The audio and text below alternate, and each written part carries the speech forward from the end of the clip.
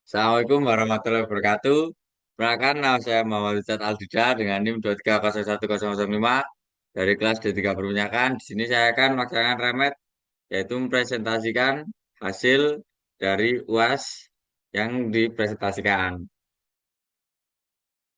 Yang pertama, ada 4 fungsi utama drilling. Yang pertama yaitu menembus lapisan tanah, yang dimana drilling itu ada di tengah sini, menembus lapisan tanah yang ada di bawahnya. Lalu yang kedua, mentransmisikan gaya putar dari rotary table, yang dimana rotary table adalah suatu alat yang ada di pengeboran di bagian tengah sini ditransmisikan ke bit untuk menembus lapisan tanah di bawahnya. Lalu ada yang ketiga yaitu tempat mengalirnya aliran fluida, yang dimana siklusnya mulai dari mud pump, lanjut ke discharge line, lalu lanjut ke standpipe, lalu ke rotary hose, ke swivel, ke Kelly, dan sampai akhirnya ke bit dan nozzle, lalu keluar ke dasar sumur. Lalu an- untuk yang terakhir, fungsi yang terakhir yaitu penghubung peralatan pengeboran yang ada di surface, yaitu yang ada di permukaan dengan peralatan yang ada di dasar dasar permukaan atau bit. Lalu lanjut yang kedua yaitu fungsi utama dari BHA atau bottom hole assembly. Yang pertama ada drilling jar, yaitu di bagian sini ataupun bagian sini. Yang dimana fungsi dari drilling jar yaitu menyelamatkan pipa yang terjepit. Contohnya ada di bawah ini. Ini drilling jarnya menyelamatkan pipa yang terjepit di bawah ini. Lalu yang kedua ada stabilizer yang ada di sebelah sini. Fungsinya untuk menstabilkan posisi drill string saat dilakukan pengeboran tetap berada di tengah. Lalu yang ketiga itu ada roller rammer, yang dimana roller rammer itu berguna untuk menjaga dinding sumur supaya tidak runtuh dan diameternya sesuai dengan yang diinginkan. Lalu ada shock shaft atau di sini disebut shock tool yang digunakan sebagai redam getaran saat dilakukan pengeboran. Lalu lanjut ke soal nomor 3, yaitu jenis-jenis bit. Di sini ada 4, yaitu drag bit, roller cone bit atau tricone bit, lalu ada diamond bit dan juga PDC. Yang dimana drag bit digunakan untuk trayek pertama pada lapisan atau formasi batuan yang lunak. Lalu tricone bit digunakan pada lapisan yang lunak dan juga ada yang keras, yang dimana dibagi menjadi dua, yaitu ada mild tooth bit untuk bagian lapisan yang lunak dan insert bit yang untuk bagian keras. Dan untuk diamond bit yaitu untuk lapisan yang keras, dan untuk PDC itu lapisan yang bagian keras, tetapi metode penggerusannya beda dengan diamond bit, yang dimana diamond bit itu dianggang-anggang sedangkan PDC itu menyobek. Lalu soal keempat yaitu apabila DP dicabut dengan sistem sistem kering atau pull dry dengan diketahui DP cap-nya 0,01419 Bel per feet, dan lalu ada DP display 0,00633 Bebel per feet, lalu ada cap anulus 0,05 Bebel per feet. Maka volume lumpur yang harus diisikan ke dalam lubang bor untuk mencabut setiap 5 stand adalah, yang dimana rumus yang digunakan yaitu total stand pipa yang dicabut yaitu 5 dikali dengan panjang dari tiap stand, yaitu dimana satu standnya itu 90 feet, berarti dikali dengan 5 stand berarti 450 feet, dikali dengan DP displaynya. Lalu lanjut ke soal yang nomor 5, standarisasi API broadcasting, yang dimana yang pertama tuh ada plain on wick, yang dimana standarisasi broadcasting tersebut diukur hanya dari bodinya saja, tidak ada thread maupun couplingnya. Lalu yang kedua itu ada nominal, yang dimana diukur dari thread dan juga coupling tiap 20 feet pada casing tersebut. Lalu yang ketiga ada thread standarisasi berat, thread and coupling, di mana kedua ujung mempunyai ulir, tetapi couplingnya hanya di salah satu ujungnya. Lalu yang ke soal yang keenam, Tujuan utama hidrolik horsepower. Yang pertama itu pembersihan dasar lubang bor yang dimana berarti tujuan utama HHP ini untuk membersihkan dasar lubang bor dari cutting-cutting atau serbuk hasil pengeboran. Lalu yang kedua ada transportasi cutting yang dimana berarti mengangkat cutting dari dasar bor ke permukaan. Lalu yang ketiga ada HHP yaitu jumlah tenaga yang diberikan oleh mat pada bit atau bisa disebut juga sebagai mat motor. Lalu ada BHP atau bit hydraulic horsepower yang dimana yaitu BHP ini adalah ukuran energi per satuan waktu yang dikeluarkan oleh nozzle untuk membersihkan lubang bor atau dasar lubang bor. Lalu ada IHP atau input pump power yang dimana ini adalah besaran kekuatan dari prime mover dalam menggerakkan pompa. Lalu ada pressure loss in the system yang berarti tujuan utama HHP ini adalah untuk mengatur tekanan yang hilang pada sistem baik itu di peralatan yang ada di atas maupun di drill string. Lalu ada hydraulic system yaitu rangkaian alat-alat sirkulasi lumpur mulai dari permukaan hingga ke dasar lubang sumur hingga kembali lagi ke permukaan. Yang ke-8 yaitu properties lumpur bor yaitu yang dimana apabila densitas atau berat jenis dari lumpur bor itu semakin besar, maka ke- potensi kehilangan tekanannya akan lebih besar lagi. Lalu yang ke-9 ada pemilihan nozzle yang dimana pemilihan nozzle ini digunakan untuk memilih nozzle sesuai dengan kebutuhan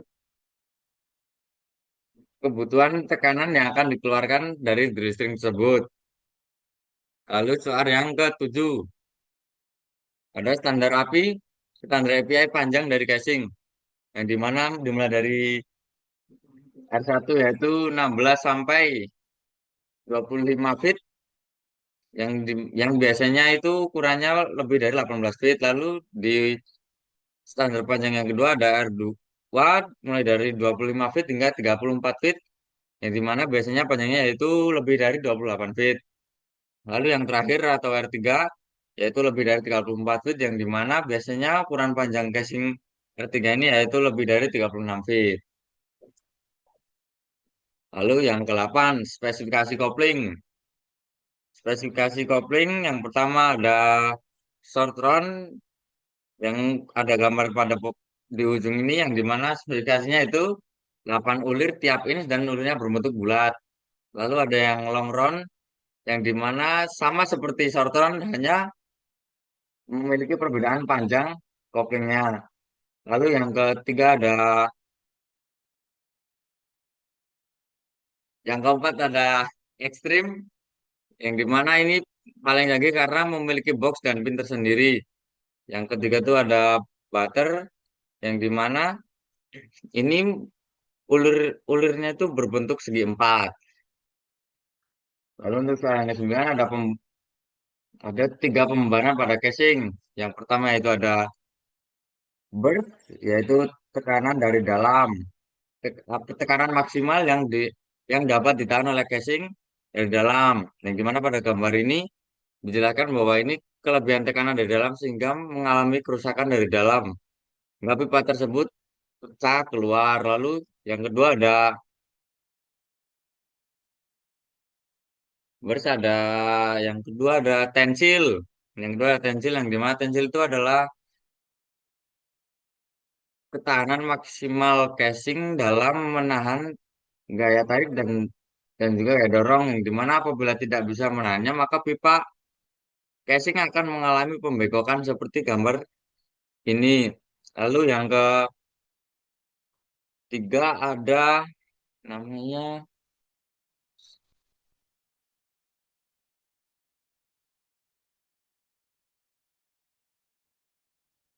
tension yang dimana tension adalah maksimal tekanan yang dapat diterima oleh casing dari luar yang dimana apabila tekanan dari luar terlalu besar maka pipa tersebut akan penyok atau seperti terjepit.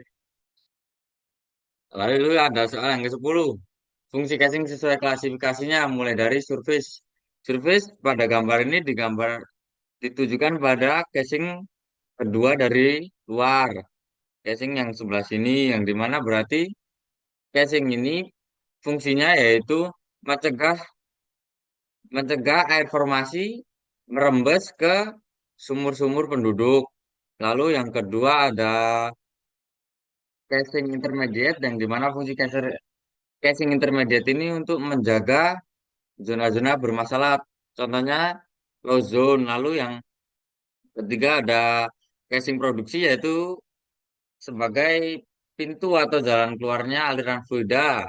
Lalu ada yang terakhir ada casing liner yang dimana fungsi dari casing liner ini yang bersama seperti produksi tetapi lebih menghemat biaya karena posisi casingnya digantung di ujung casing produksi. Lalu ada soal yang perhitungan selesai yang dimana pertanyaannya yaitu berapa HP pompa dan besar prime mover. Tapi untuk besar prime mover dari HP dirubah ke watt. Di sini ada data dan juga penyelesaiannya. Dan selanjutnya ada perhitungan dari awal yang dimana perhitungan awalnya dimulai dari PS atau kecepatan pengangkatan cutting yang dimana rumusnya yaitu 1,54 akar dari diameter cutting dikali dengan densitas dari cutting dibagi dengan densitas mat dikurangi satu. Yang dimana hasil dari perhitungan ini didapat hasilnya yaitu 1,3 feet per second. Lalu yang kedua ada Q.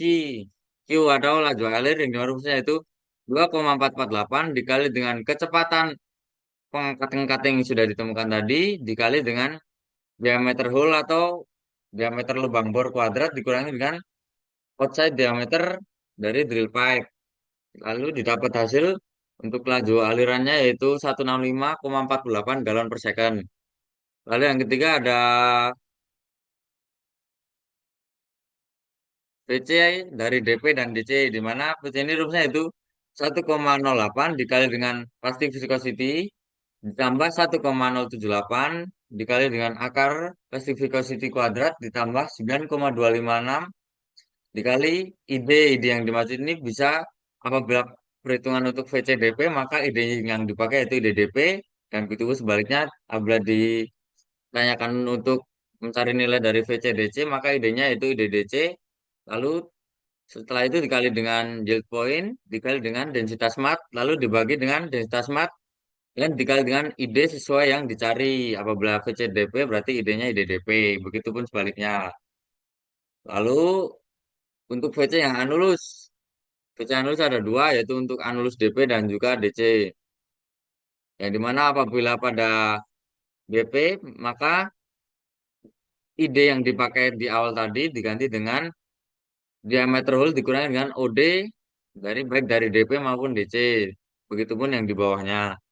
Sehingga didapat untuk VCDP dan DC yaitu 4,5 feet per second untuk kecepatan yang di DC 4,74, di anulus DP 4,47, dan di anulus DC 4,97.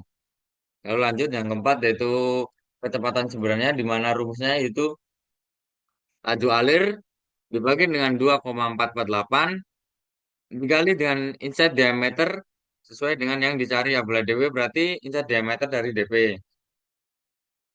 Yang dimana dapat kecepatan sebenarnya dari DP yaitu 4,62 dan untuk kecepatan sebenarnya di DC yaitu 8,08. Lalu ada kecepatan sebenarnya untuk yang di anulus baik DP maupun DC perbedaannya hanya di yang di awal tadi ID yang untuk anulus diameter yang dipakai yaitu diameter hole atau diameter lubang bor dikurangi dengan offset diameter baik DP maupun DC. Sehingga didapat nilai volume sebenarnya untuk anulus DP 1,3, untuk anulus DC 2,04, yang dimana setelah didapat VC dan kecepatan sebenarnya ini dibandingkan apabila nilai VC lebih kecil dari nilai sebenarnya maka aliran tersebut merupakan aliran turbulen dan sebaliknya apabila perbandingannya lebih kecil VC daripada lebih besar VC daripada kecepatan sebenarnya maka aliran tersebut adalah laminar. Dan di sini untuk kecepatan di DP dan DC itu turbulen dan di kecepatan anulus DP dan juga DC itu laminar. Lalu selanjutnya itu perhitungan Reynolds number dan juga friction factor yang dimana rumus dari Reynolds number ini 2970 dikali dengan densitas mat dikali dengan volume dikali dengan ID. ID sama seperti dari awal tadi sesuai dengan cali apabila Reynolds number dari DP berarti ID DP. Apabila Reynolds number dari DC berarti ID DC. Begitupun untuk kecepatannya juga kecepatan DP, kecepatan DC. Untuk plastic viscosity itu sama semua. Sehingga didapat nilai Reynolds number untuk DP yaitu 26.249 dan untuk DC itu 33.747. Lalu untuk friction factor di DP yaitu 0,007 yang saya dapat dari grafik ini. Lalu untuk DC yaitu 0,0063. Lalu ada data pressure dari surface atau total kehilangan tekanan di surface yaitu sebenarnya 5,88 yang dimana nilai ini didapat dari yang grafik B yang ada di internet. Lalu selanjutnya ada perhitungan untuk mencari kehilangan tekanan pada DP dan juga DC yang dimana rumusnya yaitu apabila aliran di DP dan DC turbulen yang dimana selaras dengan hasil yang kita dapat tadi, maka digunakan rumusnya yaitu friction factor dikali dengan length atau panjang dari DP maupun DC, dikali dengan densitas mat, dikali dengan kecepatan masing-masing baik DP maupun DC, lalu dibagi dengan 25,8 dikali dengan inside diameter sesuai yang dicari baik itu DP maupun DC. Lalu untuk yang di kehilangan pressure di anulus DP maupun anulus DC yaitu plastic viscosity dikali length atau panjang dikali dengan kecepatan baik di anus DP maupun di anus DC dan dibagi dengan 100 dikali dengan diameter hole dikurangi dengan offset diameter baik DP maupun DC lalu ditambah dengan yield point kali length atau panjang dari DP maupun DC dibagi dengan 200 dikali dengan DH kurangi offset diameter baik DP maupun DC sehingga dapat untuk hasil anulus DP dan DC yaitu sebesar 60,59 PSI untuk anulus DP dan 10,09 PSI untuk anulus DC. Lalu selanjutnya perhitungan terakhir yaitu untuk di tekanan pada nozzle. Yang dimana rumusnya yaitu delta mat dikali dengan laju alir dikuadratkan dibagi dengan 12.032 dikali dengan cutting diameter kuadrat dikali dengan luas dari nozzle tersebut. Yang dimana dari perhitungan tersebut didapat nilai 61,57. Lalu hasil dari perhitungan pressure tadi, yang dimana pressure tadi yaitu mulai dari 5,88, pressure di DP, di DC, anulus DP, anulus DC, dan juga nozzle, dijumlah semua hingga didapat nilai pressure total yaitu 200,13 PSI. Lalu masuk ke dua perhitungan terakhir, yang dimana HP atau horsepower pada pompa, yaitu rumusnya laju alir dikali dengan total pressure loss dibagi dengan 1714, yang dimana hasil yang saya dapat yaitu 19,32 horsepower. Lalu untuk perhitungan yang terakhir, yaitu HP prime mover, didapat nilai dari perhitungan rumusnya yaitu HP dari pompa tadi dibagi dengan efisiensi dari pompa. Yang dimana di rumus ini efisiensi dari pompa yaitu 85% sehingga didapat nilai 22,73 horsepower yang dimana apabila dirubah ke watt menjadi 16.940 dan di sini saya ubah ke kilowatt sudah menjadi 16,94 kilowatt. Mungkin sekian penjelasan tentang soal-soal UAS untuk tugas remedi dari saya. Apabila ada kesalahan mohon dimaafkan. Wassalamualaikum warahmatullahi wabarakatuh.